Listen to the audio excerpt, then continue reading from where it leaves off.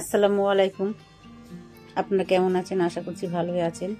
শাহানারা রান্নাঘরে আপনাদের অনেক অনেক স্বাগত জানিয়ে আজকে আমি শুরু করছি দারুণ দুর্দান্ত একটা আলু ভাজা রেসিপি। খুব সুন্দর লাগে আলু ভাজা রেসিপি। আপনারা খেয়ে দেখবেন, গরম ভাতের সঙ্গে, রুটির সঙ্গে, পরোটার সঙ্গে, এমনকি ফ্রাইড রাইসের সঙ্গে খেতে পারবেন, ইয়া লুচি বা পুরি তার সঙ্গে খেতে পারবেন।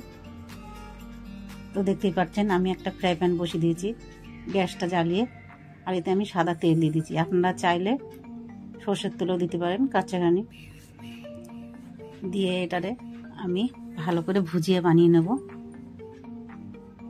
দেখতেই পাচ্ছেন ভুজিয়াটা বানিয়ে নিচ্ছি। এবার আমি দিয়ে দেব লবণ আন্দাজ মতন। আপনারা আমার চ্যানেলটাকে অনেকেই সাবস্ক্রাইব করেছেন, কিন্তু শুধু সাবস্ক্রাইব করলে হবে না, দেখতে হবে যাতে আমার ভিউজটা বাড়ে। প্লিজ আপনারা আমার ভিডিওটাকে দেখবেন, কোনো রিকোয়েস্ট থাকলে আপনারা জানাবেন। তো দেখতে দেখতে আমার ডিমের ভুজিয়াটা হয়ে এসেছে, ভালোভাবে নিচ্ছি। আপনারা চাইলে আরও ছোটো ছোটো করে ভুজিয়া বানাতে পারেন, আমি একটু বড় রেখেছি। ছোটো ছোটো ভুজিয়া বানাতে হলে ডিমটা দেওয়ার সঙ্গে সঙ্গেই নাড়তে হবে, আর যদি চান একটু বড় করে ভুজিয়াটা বানাবো তাহলে একটু দেরি করে নাড়তে হবে, যেন ডিমটা জমে যায়।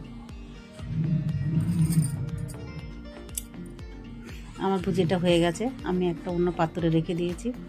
রেখে দিয়ে আমি গ্যাসের উপরে কড়াই বসিয়ে দিয়েছি। কড়াই বসিয়ে আমি সর্ষের তেল দিয়ে দিচ্ছি পরিমাণ মতন। দিয়ে এবারে তেলটা গরম হয়ে গেছে, তেলের কাঁচা গন্ধটা চলে যাওয়ার পরে আমি দিয়ে দিচ্ছি কালো জিরে। কালো জিরে দিয়ে আলু ভাজাটা খুবই সুন্দর লাগবে। এবারে দিয়ে দিচ্ছি 3টে শুকনো লঙ্কা, আর বেশ কিছুটা রসুন ছিলে নিয়ে 2 টুকরো করে রেখেছিলাম, সেটা দিয়ে দিচ্ছি। অল্প অল্প লাল হয়ে গেলে তারপরে আমি দিয়ে দিচ্ছি আলু ভাজা, আর কয়েকটা কাঁচা লঙ্কা মানে পাকা লঙ্কা আছে। আলুগুলো আমি এইভাবে কেটে নিচ্ছি একটু বড় বড় করে। আপনারা চাইলে এর থেকে ছোট ছোট কাটতে পারেন বা এর থেকে বড় কাটতে পারেন। মনে রাখতে হবে যে গ্যাস এই সময় হাইটে থাকবে, তবে আলুটা লাল লাল হবে আর আস্তে থাকবে। আর যদি খুবই আস্তে দেওয়া থাকে তাহলে আলুটা গলে যাবে, নাড়তে গেলে ঘেটে যাবে। এবার আমি বড় সাইজের একটা পেঁয়াজ কেটে গেছিলাম, সেটা দিয়ে দিয়েছি। দিয়ে ভালো করে নেড়ে চেড়ে নিচ্ছি।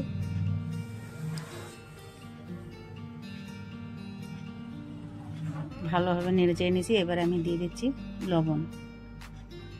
আলুটা বেশ আমার অনেকটাই ছিল, ওই জন্য 1 চামচ লবণ দিলাম, আপনারা আপনাদের আন্দাজ হিসেবে দেবেন। এবার দিয়ে দেবো হলুদ গুঁড়ো, দিয়ে ভালোভাবে এভাবে আমি 2-5 মিনিট নেড়ে চেড়ে ভেজে নেব। ভেজে নেওয়া হয়ে গেছে। এবারে দিয়ে দিচ্ছি কাঁচা লঙ্কা। এই সময় আমি গ্যাসটা আঁচটা কম করে দিয়েছি, আলুটা আমার লাল হয়ে গেছে, ভাজা আমার হয়ে গেছে। এবারে এর উপরে আমি দিয়ে দেবো ধনেপাতা কুচি, ভালো করে ধুয়ে ছোটো ছোটো করে কেটে রেখেছিলাম। দিয়ে এবারে দিয়ে দেবো সেই ডিমের ভুজিয়াটা, আর খানিকটা আমি ডিমের ভুজিয়া রেখে দিলাম, পরে এটা আমি দেবো। দিয়ে আরও 1-2 মিনিট নেড়ে চেড়ে নেবো ভালো করে। দেখতেই পাচ্ছেন কতটা লোভনীয় হয়েছে। আপনারা এভাবে বানাবেন, ট্রাই করবেন, আমার পাশে থাকবেন। তো আমার আলুটা হয়ে গেছে। আলু ডিম দিয়ে যে ভুজিয়াটা বানালাম, খানিকটা যেটা আমি ডিমটা উঠিয়ে রেখেছি, এবারে সেটার উপর আমি দিয়ে দেব যাতে দেখতে সুন্দর লাগে। আর অবশ্যই অবশ্যই জানাবেন কেমন হয়েছে।